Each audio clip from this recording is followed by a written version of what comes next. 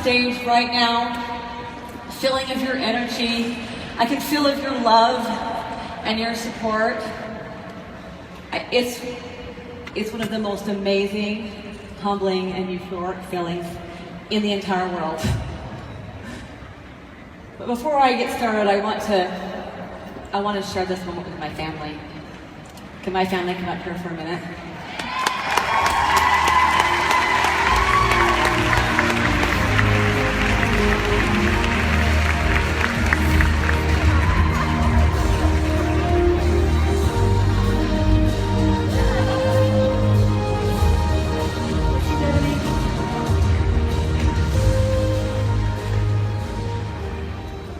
She's coming, I see her.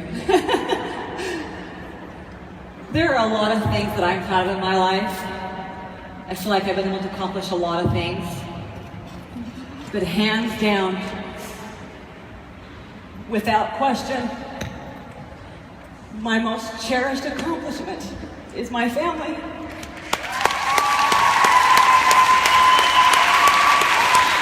My husband, my very supportive husband, my children, my role and calling as a wife and a mother is my most sacred role and my most proudest accomplishment.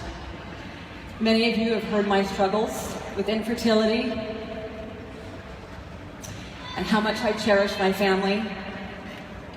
Every day I'm trying to juggle and balance my role as a business owner, a wife, and a mother, and all of the responsibilities that all of us women do.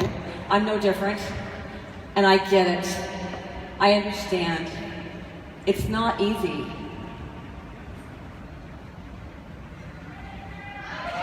This picture right here, is there a picture? I think I gave you a picture of my family. There it is. This picture was just last year on our last unique cruise to Bermuda, not Bermuda. But I just want to take this moment while my family is on stage to publicly acknowledge and just thank them for their support so that I can do what I do at Unique as well.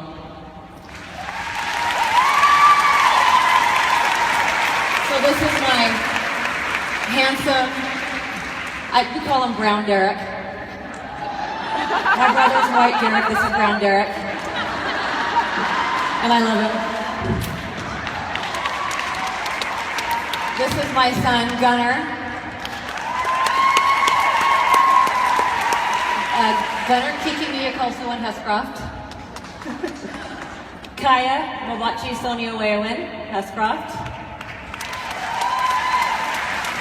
Devani Tawa Wayochi, Hescroft. And Jagger Sakisu Achakowu, Hescroft. And he really does have the moves.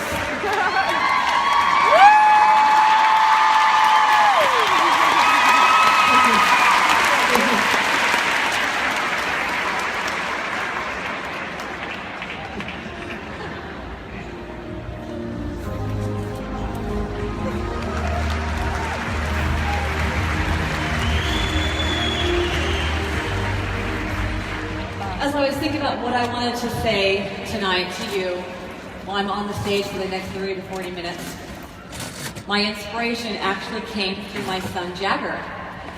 About 1 or 2 weeks ago, he came to me and said, "Mom, if you had 3 wishes for me, what would they be?"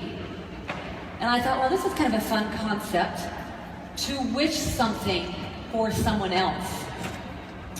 So, as I present my speech tonight, it is with that same thought that Jagger had, but I'm going to share with you what my 3 wishes would be for each of you. My first wish for you is that each of you will strive to develop steward leadership. A steward leader is more than a servant leader. A steward leader is one who truly cares for those with whom they have stewardship over. A steward leader is different than a servant leader. Again, a steward leader plays an active role in helping others thrive and succeed, and they exemplify a standard of how to succeed and deal with challenges. They encourage and coach others while also modeling that standard to others. They practice what they preach. But isn't that what this business is all about? You set goals, you don't quit, you set out to finish what you start, and during that process, you try to help others succeed. Many years ago, when we lived in Boise, Idaho, after, I don't know, 20, Boise fans! I learned of a half marathon race. It's called the Race to Roby Creek. It's a 13.1 mile race, and it is a race that goes straight up a summit, hence the logo. It goes straight up a summit, and then it goes straight down. And it's kind of got the reputation, it's considered to be one of the toughest races in the whole Northwest. I didn't really know at the time of its reputation, so when a friend of mine had an extra ticket at the last minute, and 2 days before the race, she asked me if I wanted to do the race with her. I naively agreed and planned to show up to that race without having trained at all. I can remember the night before the race, I was talking with my father on the phone, and I just kind of mentioned, yeah, tomorrow I'm gonna do the Race to Roby Creek, and I'm gonna run the whole thing. And my dad said, Melanie, are you crazy? Have you been training for this race? My dad's a runner. He knows you have to train for these things. And he knows how important it is to make sure that you're prepared. Clearly, I was probably a little ignorant and maybe a little arrogant. But when I got up the next morning, I showed up to do that race, and I was determined. I was stubborn. I was going to run it. So the morning of that race, I was actually wishing that I hadn't called my dad the night before, because I was suddenly really nervous. And before talking to him, I wasn't nervous at all. In some instances, I think ignorance can be bliss. But regardless, I showed up to do that race that morning. Was off to a good start. Miles 1 through 4, they're on just a slight upward slope. And then miles 5 through 8 are literally straight up a very steep hill, and then down. Miles 9 through 12 are straight down. So in the last mile and a half are on a flat terrain to the finish line. I was determined to run that race and not walk it. I've never been one to do anything halfway. I think I get it from my dad, actually. It had more to do with me being headstrong and stubborn and just my determined personality. If I was going to do that race, I certainly was not going to walk it. I was going to finish it. And at the beginning of the race, everyone had set their own personal goals, and some set out just to finish it, regardless of their pace. And some walked the entire race. The important thing was just to finish it. My goal was to start and finish that race and run it, all 13.1 miles. So at about mile 3, I remember thinking to myself, this is nothing. I'm gonna be able to finish this no problem. And then about mile 4, where the pavement ends and a dirt road began, which was about the same point where the climb really steepens. Miles 5 through 6 were really rough. They were really hard. And this is the point in the race where I wanted to stop running. And I was thinking to myself, okay, what was I thinking? This is not fun. I looked around and I saw several people sitting down on the path and they were kind of out of breath. And a few people were actually seeking medical attention from the first aid station there. And I later had heard after the race that someone actually had to be life flighted out, but I wasn't aware at the time. I knew that I had at least another 2 miles until I reached the summit. But all of a sudden it just kind of hit me. I didn't think I was going to be able to make it. 2 miles to get to the summit doesn't sound like it's very long, but at this point it was grueling, it was hard, and I wanted to stop. I was really starting to doubt myself, and my calves were burning from the climbing. But I knew that if I stopped to walk, my legs would cramp up and I probably wouldn't even be able to finish. So I just kept running. By the time I hit mile 7, the terrain and the pain in my calves were brutal. This is where the training would have come in handy, I'm pretty sure. My legs were on fire. And I still had another mile plus to go before I reached the summit. And I was pretty sure I was not going to make it. It was at the point in this race where I looked up ahead of the trail and I could see my dad. He had come to cheer me on. He had strategically placed himself on the hardest part of the race where he knew I would be likely to be tempted to quit.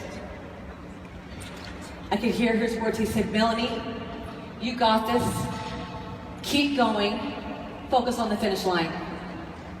It was exactly what I needed to keep going at exactly the right place, at exactly the right time. So miles 7.5 to miles 8, they were so steep, and almost all of the race participants that were previously running had all turned into slow walkers at this point. I kept going, I kept running, because I knew that I was probably still in my dad's peripheral. And I could actually, very faintly, I could hear him still cheering me on. And by this time, I could see the summit. So there was no way I was going to stop or slow down at this point. Finally, I had reached the top, and I kind of naively assumed that the worst part was over. Miles 9 and 10 were straight downhill, which you would think would be a relief after the prior 8 miles. By this time, the muscle cramping, the toe jamming, and the bone jarring downhill was almost too much to bear. I could feel the blisters forming on my feet, but it was so steep that I didn't think I could even slow down if I wanted to. The downward momentum was almost unbearable, and my quads and my knees were hurting. By the time I hit mile 11, I was in so much pain that it really became a mental race at this point, and it really didn't become a physical race any longer. Was I going to quit at the next station, or was I going to finish? I can remember having a discussion, an internal debate with myself on the path. I still had 2.5 miles left. It seemed like an eternity. The blisters, I could tell my whole bottom of my feet were blisters, and my legs were cramping. I wanted to quit. For those who have ever run a marathon, or even a half marathon, know that those last few miles, that's the hardest part. Physically, mentally, and emotionally. It really comes down to will and determination and training, if you've done that part of it. And all the supporters and everyone who comes to watch the race and cheer their loved ones on, they usually put themselves at the very end of the race, about 1/4 mile to the end, so they can cheer them on. But there I was barely reaching mile 11, which by this, you're thinking it's mile 11, it's just another 2.5 miles. I was exhausted. I was hurting, and I was trying to stay mentally strong. And then there again was my dad. He had driven to the end of the race, and he walked 2.5 miles up the path to encourage me to finish that race. There he was about mile 10 or 11, and I will never forget his words to me. All he said was, "Melanie, you finished strong. Finish strong." I've thought of this experience many times in my life. Throughout my life, as I faced challenges and struggles, and I've prayed for strength, sometimes pleading to my Heavenly Father, during difficult times asking for comfort and strength or relief. And in my mind's eye, I can hear my Heavenly Father saying those same words to me. Melanie, you finish strong. Finish strong.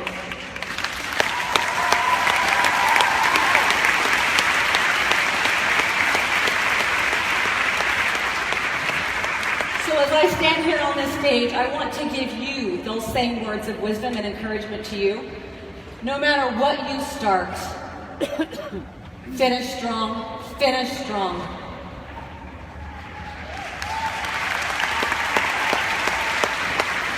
We are all on this unique journey together. We're all on different parts of the trail, and we're all going different pace. Some of us are running, and some of us are walking. Some of us are struggling to finish, and some of us are just barely getting started. Perhaps some of us are a little naive, and they don't know what the heck they're doing. Look for opportunities to cheer others on in their race. Look for opportunities to be an example.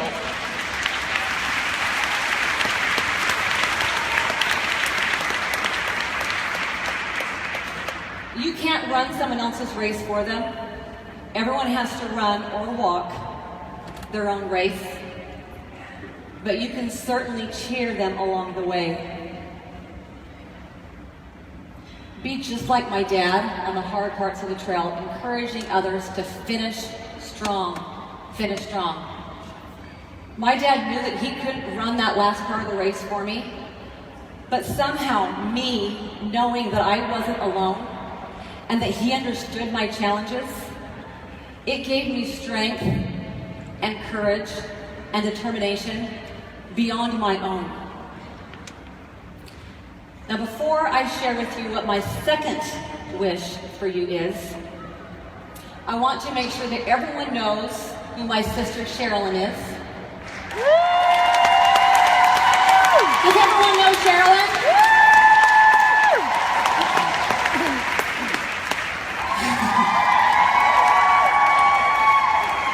I have 4 sisters and 2 brothers. I think you know all my sisters, well 4 of them anyway, or 3 of my 4. Sherilyn is the oldest. She's the oldest sister. We have an older brother, older than her. And aside from my sweet husband, Sherilyn is my best friend.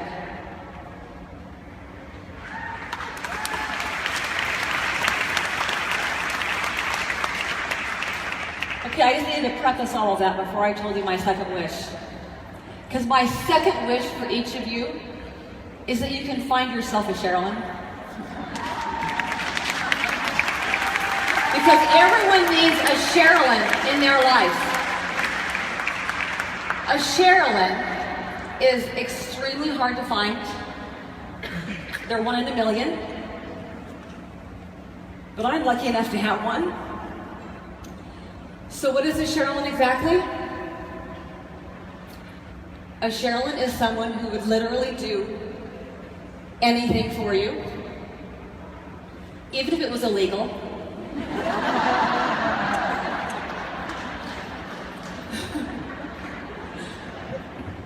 She would bend over backwards for you. She's someone that will never leave your corner or leave you to fight your battles alone. You know that song by Meatloaf that says, I would do anything for love, but I won't do that? I don't really know what that is in that song, but whatever that is, Sherilyn would do it for me.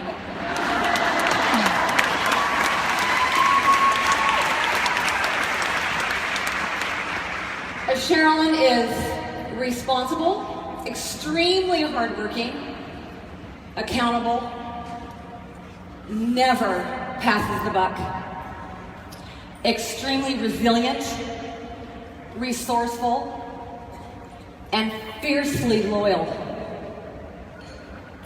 A Sherilyn wouldn't think twice about defending you even when you're dead wrong. A Sherilyn would bail you out of jail without asking what you did, or if you're guilty. If you're already lucky enough to have a Sherilyn in your life, then you have a watchdog. Someone you could borrow money from, or someone who would borrow money from someone else so that you could borrow money from her. She would give you her last dollar or her shirt off her back. So if you don't have a Sherilyn in your life, find one. But you gotta find your own because this one's taken. She's mine. All 6 of Sherilyn's siblings, myself and Derek included, could relay multiple personal stories, probably hundreds, where she has been there for us, thick and thin, even at the expense of herself. Sherilyn has had my back more times than I can count. I could be dead wrong, and I know Sherilyn has my back. So when the time came, many, many years ago, when I lived in Texas, back at my house before she was married, it was probably 2002, 2003, somewhere around there, before she met her awesome husband, Terrence.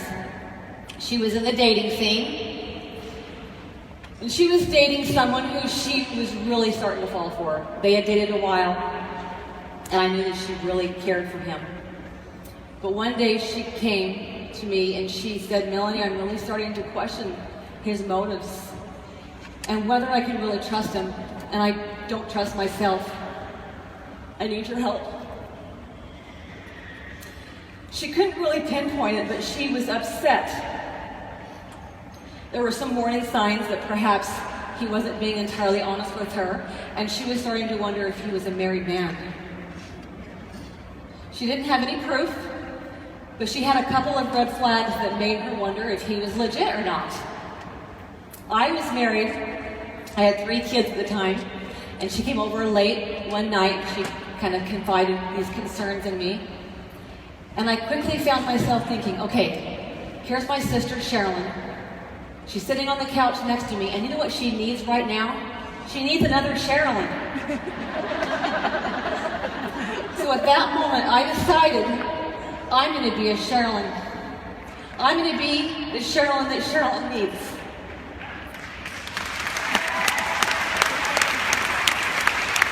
So what do? Well, I do what any Sherilyn would do in that situation. I leave the room, I go into my room, and I come out dressed like this.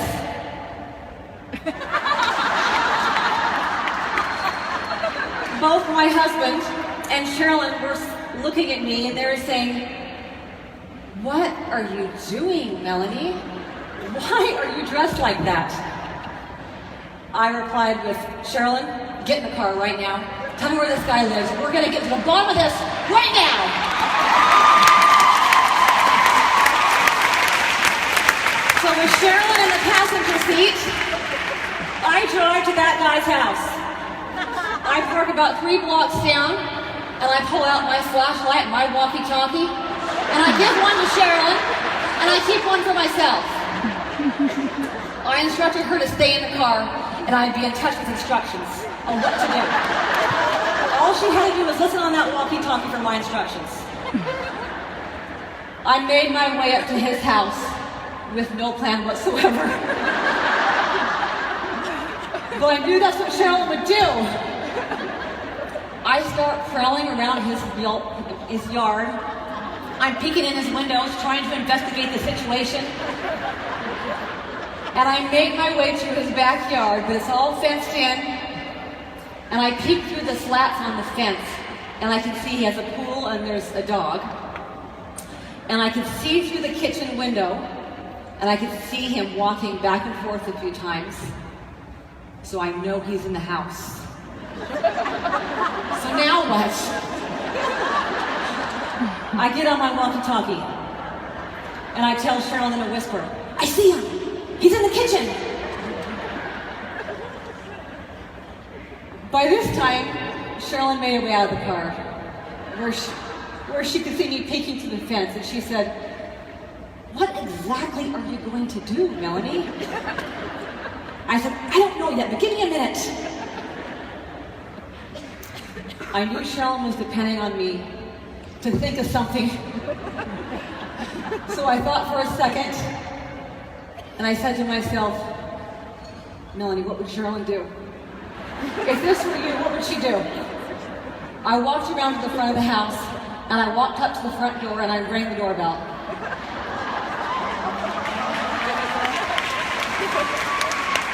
Sherilyn was watching me, hiding in the bushes, wondering what in the world I'm going to do. He came to the door, and then I realized how ridiculous I must have looked, dressed all in black, with a hat on, my flashlight, and a walkie-talkie in my hand. I quickly thought of a little white lie, because that's what Sherilyn would do. It was the best I could come up with on the spot like that. So I said, sir, I'm sorry, but I'm looking for my lost cat. He's escaped from my house, and I'm so upset. I've been looking for him all night. And he said, well, what color is the cat? What's his name? And I hadn't really thought this plan through. So I'm standing there. It's a gray cat, and his name is Smokey. He then said, no, I haven't seen your cat, I'm sorry. So I say, well, is there anyone else that lives here that you can ask? Please, sir, I'm desperate. His reply was, no, but my wife will be home tomorrow. I can ask that she be on the lookout for your cat. Bingo, I caught him.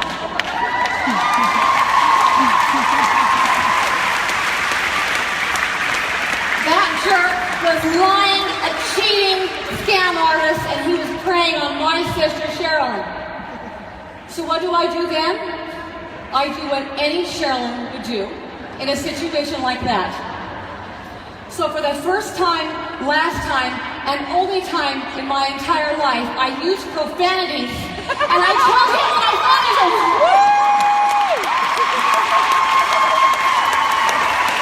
Why?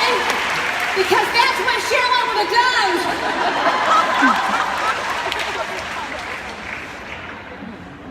He didn't see Sherilyn that night,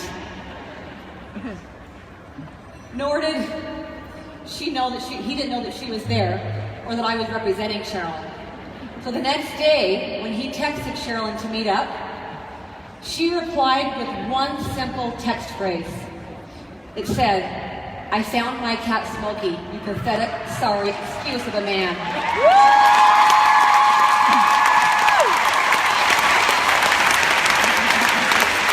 So we still to this day, Sherilyn and I talk about my fictitious cat Smokey.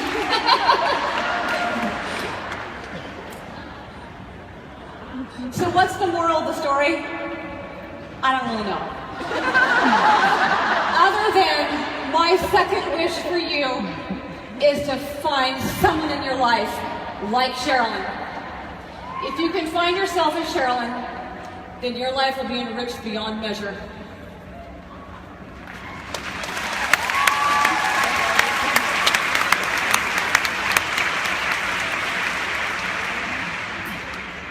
My third and final wish for you is that each of you will be a businesswoman with a service heart.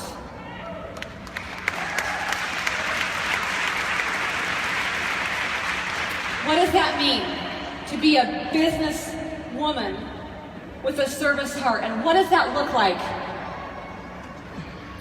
Shalane, will you please stand up?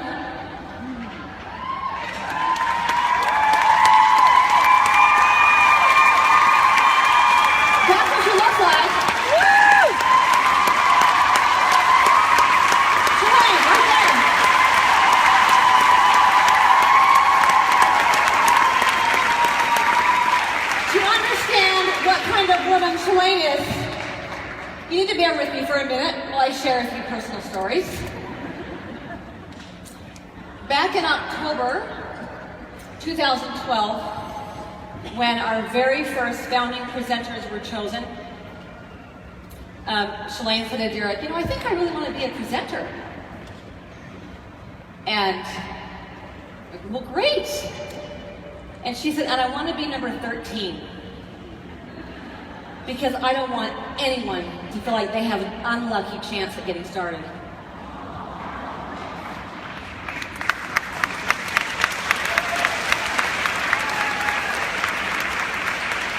And if you're ever playing, does anyone know the game Skip-Bo? We like that game around our house. Shalane skips herself. I skip myself. Because she doesn't want to skip anyone else. Can you think of a more perfect person to be the president of the Unique Foundation?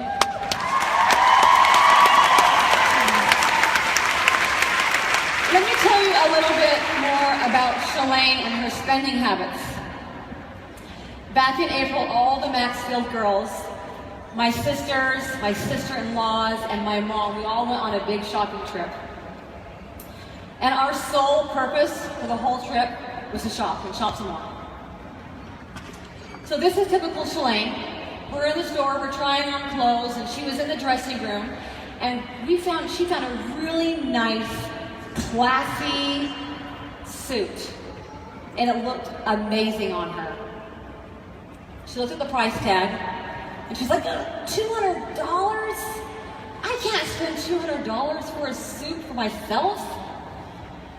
I said, Shalane, I'm pretty sure you can afford it. And you look amazing in it. You're getting it. I'm insisting you're getting it. I'm going to make you buy this. So she gave in to peer pressure, and she purchased the suit. But 45 minutes later, she had buyer's remorse, and she took it back. She couldn't justify spending $200 on a suit. I had no problem spending a lot of money that trip on myself. So fast forward about a month or so, and this same woman who couldn't justify spending $200 on a suit for herself opened up her checkbook from her personal funds and wrote a $2 million check for a piece of property that was intended for the Unique Foundation.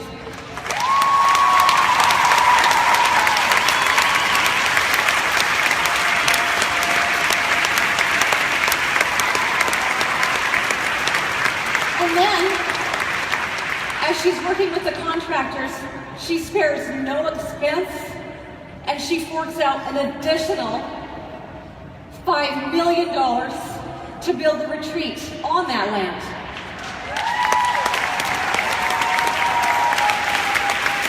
Do you think she has buyer's remorse for spending upwards of $7 million of her money for a retreat to help women heal who were sexually abused? No, not even for 1 second did she have buyer's remorse.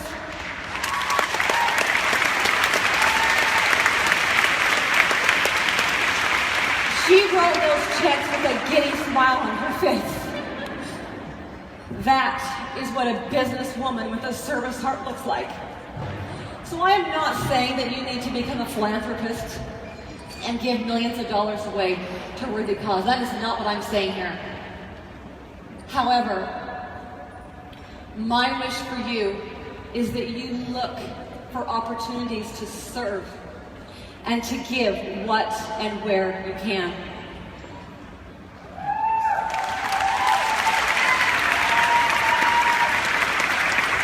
Before I conclude and turn the time over to Derek, I just want to express my love and appreciation for each of you. I am so humbled to be in a position of leadership and influence. And I'm so, so grateful for each of you. I love you so much. Thank you so much.